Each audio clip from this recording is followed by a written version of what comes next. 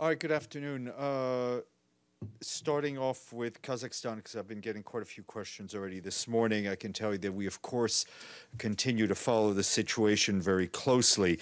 You've also been asking me about contacts the UN has had. I can tell you there have been several contacts between the UN and the authorities in Kazakhstan, including a call this morning between the Secretary General Special Representative for Central Asia, Natalia Gherman, and the Deputy Foreign Minister of Kazakhstan, Akan Rakhmetullin. During these exchanges, appeals to exercise restraint, refrain from violence, and promote dialogue to address the situation were reiterated by Natalia Gherman on behalf of the Secretary General. Turning to Ethiopia, we have a quite extensive humanitarian update for you. Our humanitarian colleagues telling us that the situation in the northern part of the country remains unpredictable and volatile. In Tigray, the humanitarian situation continues to deteriorate, with tensions restricting the movement of humanitarian supplies along the only available route from Semera to Abala to Mekele. No trucks carrying humanitarian supplies have been able to enter Tigray since December 15th. To recap, since July 12th, only 1,338 trucks have entered Tigray, which is less than 12% of the trucks we need to get in. As we've been telling you many times, we need about 100 trucks every day to meet the humanitarian needs of people in Tigray. As of January 3rd, our partners who are distributing food in Tigray have only as of January 3rd, our partners who've been distributing food in Tigray have around 10,000 liters of fuel left. At least 60,000 liters of fuel are needed to dispatch the limited food supplies that are currently available in Mekele. Several UN and non-UN and non-governmental organizations will be forced to cease operations if humanitarian supplies, fuel, and cash are not delivered to Tigray very soon. Our humanitarian colleagues say that people continue to be displaced, including from Afar, Amhara, and the western zone of Tigray.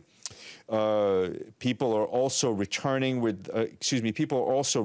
along with those people needing food, water, sanitation, and shelter. Our partners continue to work with authorities to ensure that the returns are well planned, voluntary and dignified, and that returnees have adequate support. Aid organizations continue to provide critical assistance despite challenges. In Amhara, more than 33,000 people received shelter and other aid during the past week, bringing the total number of people helped to 586,000. Food distribution continues in Afar and Amhara and Tigray, but obviously remains far well below the required levels. We urgently call on all parties to allow unimpeded and sustained access to people in Tigray, Amhara, and Afar. Turning to Yemen, where there is also a bleak humanitarian picture to be painted. Our humanitarian wing says that funding shortages are continuing to affect the humanitarian operations in Yemen. The 2021 humanitarian response plan for Yemen received 58% of its funding requirement, leaving a $1.6 billion shortage. As a result, aid agencies are being forced to scale down and close vital programs. As we reported to you back in December, emergency food assistance is being reduced for 8 million people across the country. Reproductive health services, water protection, and other programs are also scaling back. We urge donors to sustain and, wherever possible, increase their funding for the humanitarian response in Yemen, which represents a lifeline to 16 million people. In 2022, we will also be working closely with all stakeholders to promote stronger economy in Yemen, as economic collapse is the main factor causing greater humanitarian needs. And in an annual update, our colleagues at UNESCO say that 55 journalists and media workers were killed around the world in 2021. According to UNESCO's data, this is the lowest annual death toll in over a decade. However, impunity for those crimes remains widespread, and journalists still face a huge number of risks.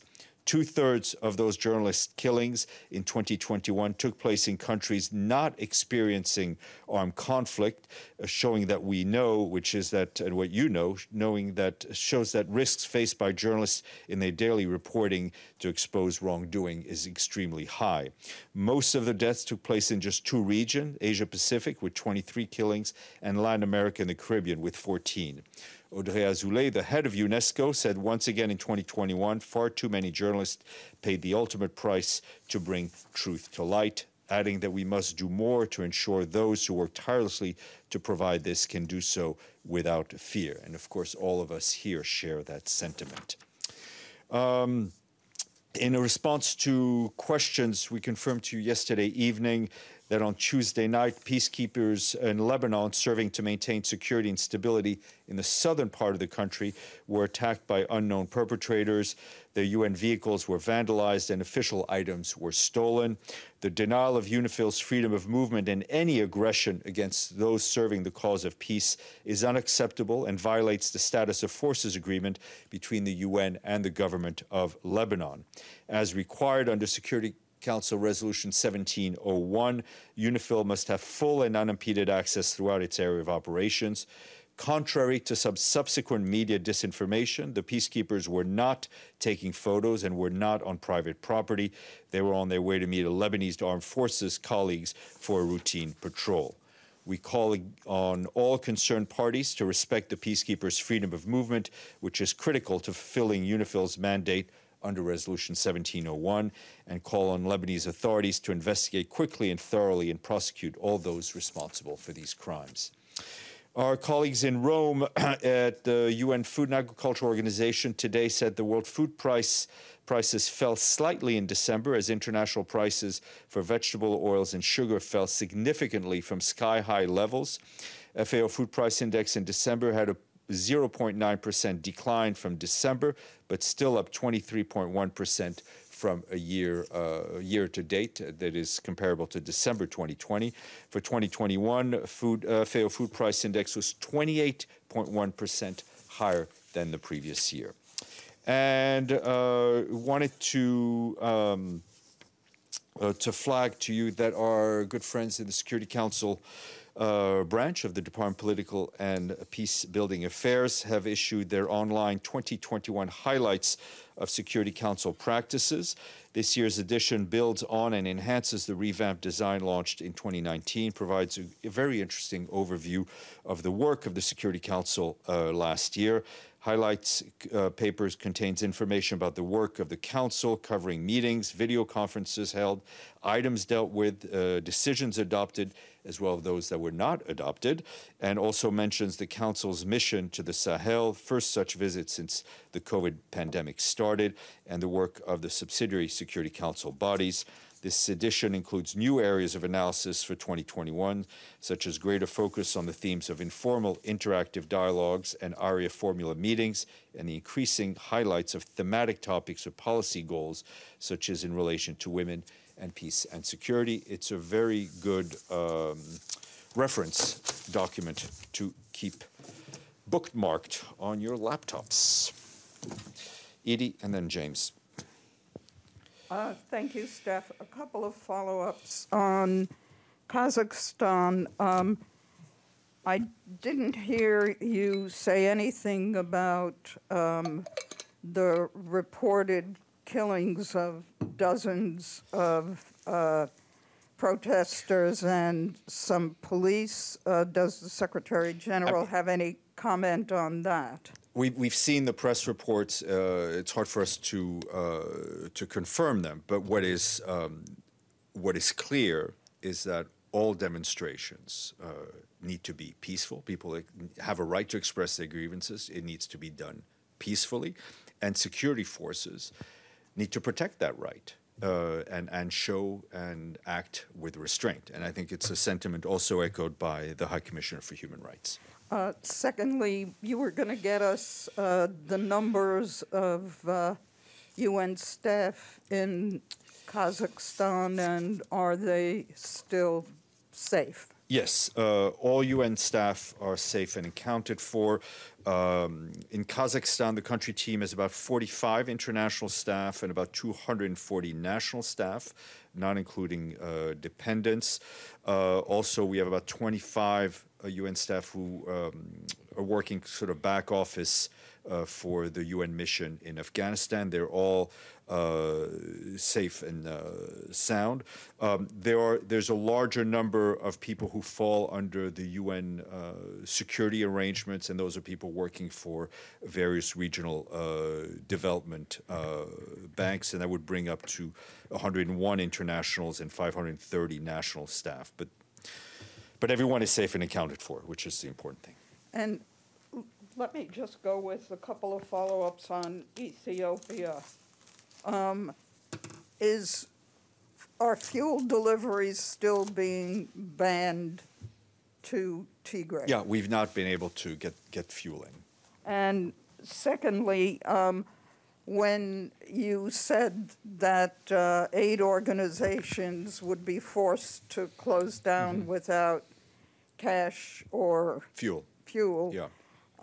Does that include the UN World Food Program and other UN agencies? I mean, it includes the humanitarian work that is funded and coordinated through the UN. Obviously, without cash, we can't buy local supplies. We can't pay local staff, and without fuel, we can't move. Right? You can't move food trucks. And as I've pointed out before, one of the challenges as well is that we can't find out what we don't know, right? We can't go out and assess in areas that we're not even present in. So there may be even greater need that we're not aware of because of fuel shortages limits our ability to move around. Mr. Bays. Yes, a couple more follow-ups on the same two subjects. So first, the arrival of troops from the Collective Security Treaty Organization in the country, so foreign troops arriving in Kazakhstan. Does the Secretary-General believe that is a positive or negative development? Look, we were informed earlier this morning by the Collective Treaty Security Organization that they were sending troops to Kazakhstan under existing bilateral treaties. I think for us the important thing is that security forces, whether they are Kazakh or whether they are non-Kazakh troops, need to uphold the same human rights standards, which is to show restraint and protect people's rights to demonstrate peacefully. No disrespect to the Deputy Foreign Minister of Kazakhstan, but I'm sure he's not in charge of what's going on there and in charge of the strategy. Have there been any efforts for the Secretary-General to speak to the President of Kazakhstan? Once, if a call is confirmed, I will share that with you. Okay. And on Ethiopia, you say now for 4 weeks you've not got any supplies into Tigray, so it just was very limited, perhaps while... you'd have to track the dates, but perhaps while it was on the spotlight in the Security Council, that some aid was allowed in, as perhaps is a pattern we've seen in the past. What is the Secretary-General going to do now? I mean, he's had numerous contacts with Prime Minister Abe about this. The aid is not rolling in. What is the Secretary-General going to do now? And if he feels there's nothing else he can do, is it time for the Security Council to act to get that humanitarian aid in? Well, I mean, I think you could have parallel tracks, right? We always feel that strong, unified voice from the Security Council puts wind in our sails in our efforts, both on the political and the humanitarian end. For his part, the Secretary General has been extremely active on the phone, including today, speaking with leaders of several countries that can have a positive influence on the situation. And he's also been in touch with the various African Union mediators. Madame, and then Senor. According to an article published on December 24th in Le Monde, the Wagner Group has recently deployed to Mali, which of course was denied by the Malian government. What I would like to know is, does the MINUSMA have the means to find out about it? And if so, did the MINUSMA talk to the Secretary General about it? Look, the MINUSMA has a mandate that is very clear and transparent, and that is to support the Malian people, to protect life, to support the peacemaking process or the peace building process in Mali. We do not have a mandate to investigate whatever bilateral security arrangements the government of Mali may have with entities, with other entities. We will report, as we do, on the human rights situation in Mali of security forces, whether it's national forces or third country forces, as we've done in the past. So we will continue in that vein. Yes, sorry. My question is on the Western Sahara. I think the personal envoy is planning a new trip to the region. Will that include the territories and Laayoune and the refugee camps in Tindouf?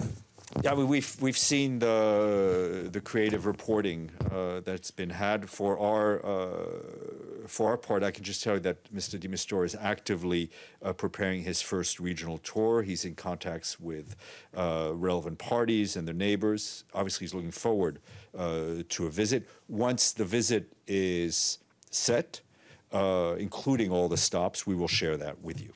On the same issue, is the fact that Morocco and Algeria have no diplomatic ties actually, is it of any concern for Mr. de Mistura?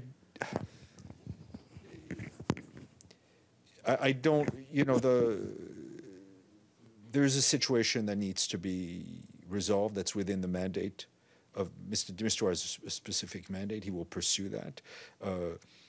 Obviously, as a matter of principle, things are always less complicated when bilateral relations between countries is more positive than negative. Okay, any questions on the chat? Mushfiq, I don't have an answer for you yet for what you asked, but I'm trying to find out. Okay, any other questions? Yes, Abdelhamid. I put my name on there. Sorry. Okay. No problem. Thank you for giving me the chance to ask similar questions to my on daily basis. A question. Today, 2 Palestinians were killed and 1 was wounded. And Hashash, 21 from the Balad refugee camp, was shot in the head and killed. But most important than brutally, Mustafa Salami, 25-year-old from the village of Safar, was ran over by a settler, and he was killed instantly. And another lady, her name is Shafiqa Bsharat, 48, she was also ran by another settler, and she was wounded, and she's in the hospital now. My question is, again, would these crimes move Mr. Winston to issue something showing some sympathy with these victims, the way he did on December 17 with a settler who was killed by Palestinians? Mr. Abdelhamid, Mr. Van Islaan has, I think if you look back to his body of work, Mr. Van Islaan has reported back very openly and transparently on the major incidents that have taken place. It is incumbent that the killing of any civilian be fully investigated. James. Can I see that in a statement from him? Can I see that in I think what I would ask you is to just look at his reports. Okay. James. So I've got quite a few more. So Ethiopia, just to follow up to what you said to me before about the Secretary General being active on the phones in discussion with leaders who can have an impact on the situation in Ethiopia. Which leaders has he been speaking to?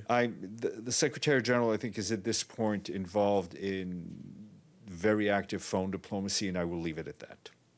Okay.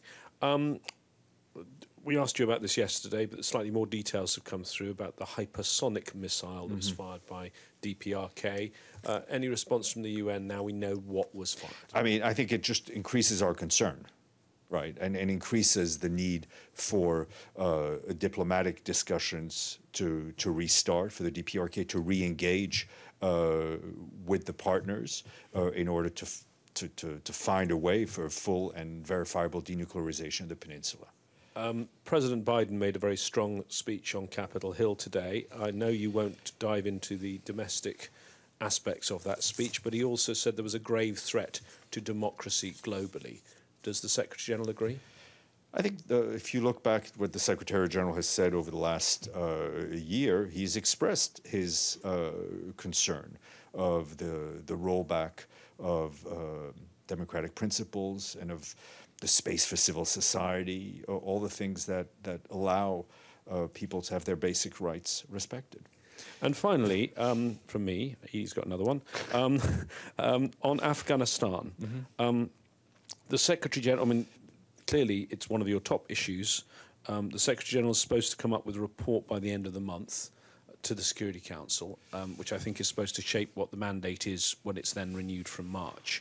And clearly the situation has changed dramatically in Afghanistan. Can you tell us what work is underway to work out what the UN, what the number of people the UN is going to have, what the mission of the UN is going to be in that report? What work is underway and who is carrying out that work? I mean, is it led by Deborah Lyons? And I'm sorry I keep hounding this poor man. Is Mr. Arnault involved in this? No, because Mr. Arnault is not. Right, because I keep being told Mr. Arnault, by sources, Mr. Arnault is unwell, but I keep having to ask about Mr. Arnault because you don't say he's unwell and he's not stepped down from his post. And no, I mean, he was working on when actively employed. I mean, the work is being led by Deborah Lyons, coordinating the UN's systems response, leading the work on drafting of the report, obviously in consultation with partners, with regional powers,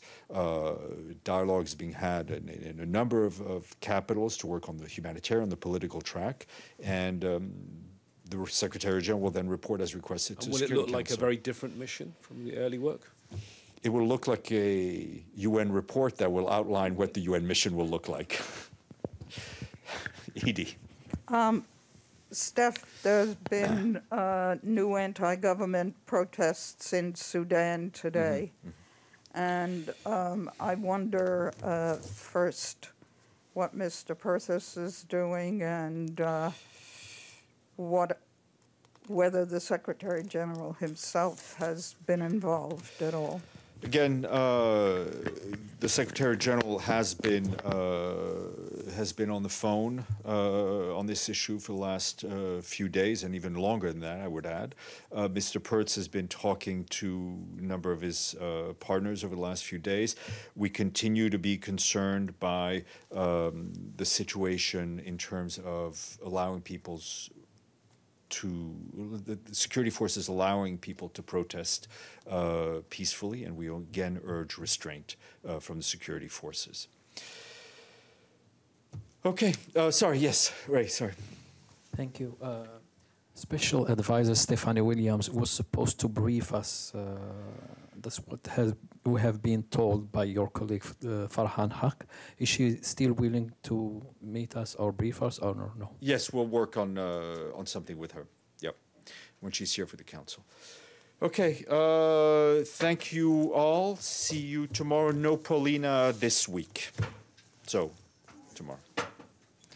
You're not taking Orthodox Christmas? What? Orthodox Christmas? No. It's Russian Orthodox Christmas. I don't think it's Greek Orthodox Christmas. Is it Greek?